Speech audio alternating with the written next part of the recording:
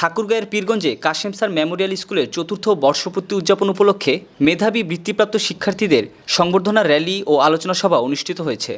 শনিবার সকালে Kashem sir Memorial school campus চত্বরে এই সংবর্ধনা ও আলোচনা সভা হয়।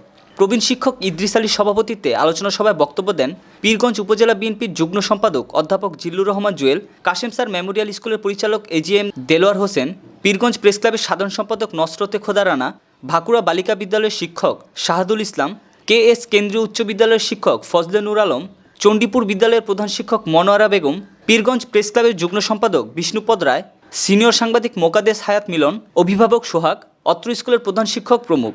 আলোচনা শেষে ২০ জন মেধাবী বৃত্তিপ্রাপ্ত শিক্ষার্থীদের মাঝে সনদ বিতরণ এবং সাংস্কৃতিক অনুষ্ঠানের আয়োজন করা হয়। উপস্থিত রয়েছেন আমাদের মধ্যে, আপনারাও আছেন, আর শিক্ষক মণ্ডলীরা সকলের প্রতি আদাব এবং নমস্কার।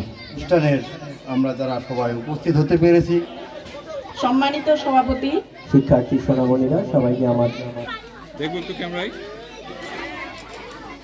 রোদেলের শুভামণি, আছিয়া আনহা, জাফরি জান্নাত,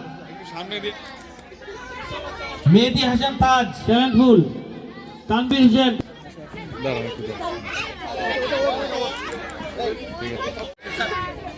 উম্মে আনাম সুভা, তৃতীয় শ্রেণী। দেখবো হ্যাঁ লিটন এবং